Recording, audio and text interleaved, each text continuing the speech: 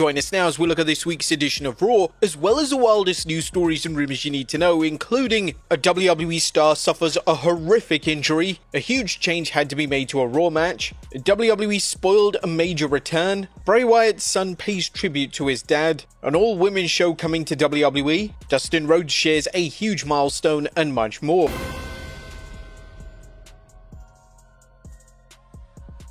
Now, as always, we won't recap the matches, but just look at the good, the bad, and the downright ugly. As always, we start off with the good as number 1, Logan Paul versus Gunther. A Raw kicked off with a promo segment between Logan Paul and Gunther. It was nice to see Paul interact with a heel on the show, and whilst it's highly unlikely that Paul versus Gunther is the world title match on Raw in 3 weeks, it would certainly make for a fascinating dynamic. Now, credit where credit is due, Paul is slowly improving in the promo department, however he certainly needs to flesh out his character as there continues to be a lack of substance there. 99% of the time it's, I'm a megastar and you're poor, blah blah blah. Number 2, the crowd. It was often been said that a good wrestling crowd can elevate a wrestling show, and this was the case with Raw last night. The crowd were pretty much into everything on the show last night, and the crowd in Greenville certainly deserves a ton of praise for bringing the noise. Number 3, Penta and AJ team up. Now, although Raw is shorter than SmackDown, key wrestling matches on the show still managed to get appropriate time. On Raw last night, Penta and AJ Styles vs the Judgment Day received around 17 minutes of TV time. This allowed the match to breathe and for all 4 men to deliver a special TV match that fans absolutely loved. We also love Penta and AJ matching their ring attires. But the finish saw El Grande Americano yet again make his presence felt, and the WWE continues to be adamant on making the character a prominent fixture on television. Number 4, Roxanne advances. Roxanne Perez is now officially on the Raw brand, and she was put straight into the Money in the Bank qualifiers on Raw last night. The first qualifier saw Roxanne Perez secure a huge win over Natalya and Becky Lynch. It's great to see WWE giving Perez a healthy push on the main roster, and it makes sense to put the young star in the Money in the Bank ladder match next month.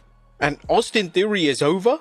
It looks like the crowd is finally ready to see Austin Theory in the babyface role. During the Grayson Waller vs Sheamus matchup, the crowd were heavily chanting for Theory, and even at one point he was surprised that they were chanting for him. But now it looks like it's finally time for WWE to deliver the split between A-Town Down Under and have Austin Theory turn babyface. But that was a good what about the bad as number 1, Rhea Ripley advances. While Rhea Ripley is still insanely over with the audience, some fans are questioning if WWE needed to put Ripley in the Money in the Bank. Ripley is already established and she certainly doesn't need the briefcase. She defeated a returning Kairi Sane and Zoe Stark on Raw, and it looked like the match ending was improvised after Stark suffered a very brutal injury. Number 2, a formulaic main event finish.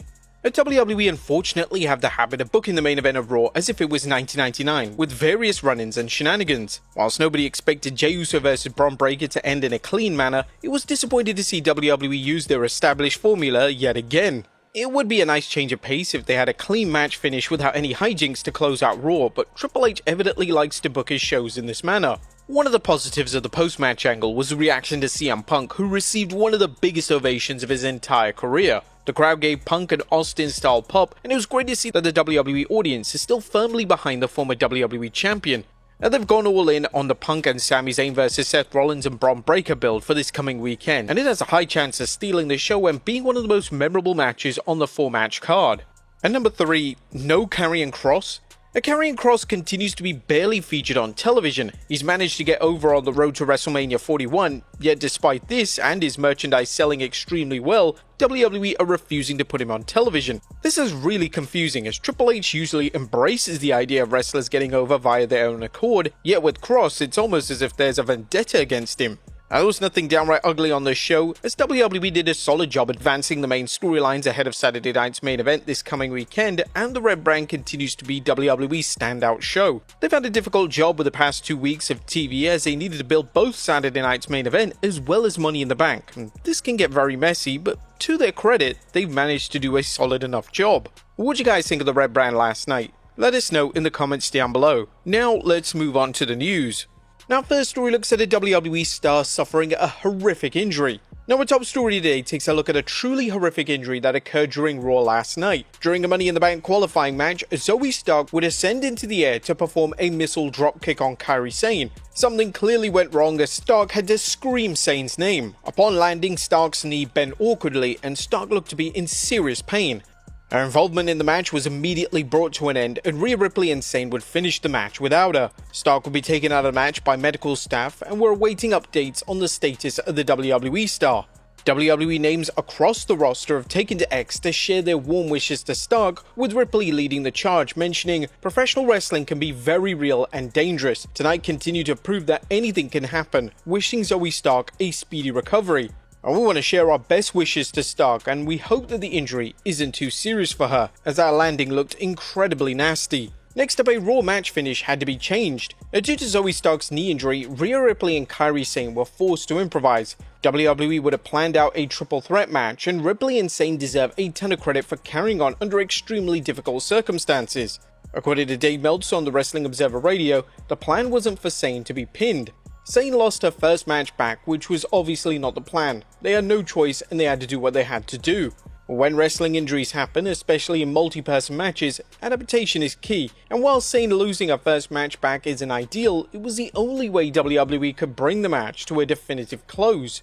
Next up, WWE spoiled a major return.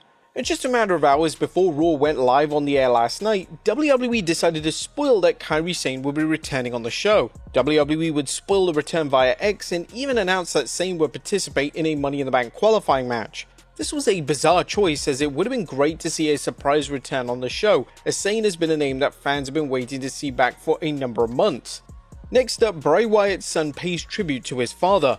This week, the son of the late great Bray Wyatt celebrated his 6th birthday, and he had one request. He wanted to dress up like his legendary father. Jason Baker, who created the iconic Fiend mask for Wyatt, took to X to state that he created a custom mask for Wyatt's son. I had the honor of doing something that is so close to my heart that I'm still fighting back tears while writing this. I got a call from JoJo wanting to fulfill Nash's birthday wish, which was to dress up like his dad for his birthday party. Needless to say, Sandy Mimpson and I dropped everything to make this happen for such an incredible little man. We love you, Nash, and hope you had the best birthday ever. Mask from Bray's original mold, costume by Sandy Mimpson based on the original Fiend gear created by Kayla Custom Rockwear. Now the only thing left to do is let him in. Baker would even post photos of Wyatt's son in the mask along with Uncle Bo Dallas, and Baker did an incredible job with this extra special assignment. What a truly wholesome moment. Next up, WWE firing on all cylinders. The WWE's recent tour of Europe was a monumental success. According to the industry trade publication Polster, the events in March 2025 grossed over more than $13 million. WWE had events all over Europe, including Belgium and London, and this type of financial success definitely indicates that WWE will make these international broadcasts commonplace in the coming years. Whilst WWE and TKO will be delighted with these financial results, fans are already taking issue. WWE would have known about these results before their recent budget cuts, so to make budget cuts whilst delivering substantial business is certainly a controversial move. TKO is evidently a company that solely cares about dollars and cents, and unfortunately, releases and cuts, even when the company is thriving, are gonna occur virtually every single year. Next up, Dustin Rhodes shares a huge milestone. Dustin Rhodes, aka Goldust, has taken to X to share a huge life milestone. The current AEW star has now been sober for 17 years. Huge day for me. Thank you, God, for saving me from drugs and alcohol. Happy 17th birthday to me. Rhodes' story is well documented, and he's managed to successfully turn his life around. Congratulations to Rhodes on such a significant milestone. Next up, an all-women's show coming to WWE. It's expected that WWE will bring back the Evolution event this summer, but according to WWE star Natalya, there's no reason why WWE couldn't deliver a weekly all-women's show similar to Raw or SmackDown.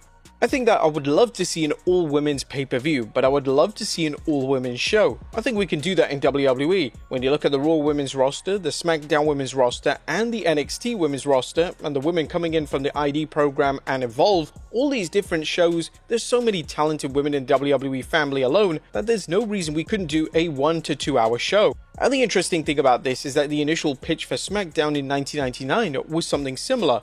WWE intended the Blue Brand to be an all-women's show, but obviously they changed their minds. Natalya made a strong argument, and it's somewhat of a surprise that this isn't something that WWE have piloted before. And finally, the Saturday night's main event card has been finalized. Our final story today takes a look at the latest when it comes to Saturday night's main event card.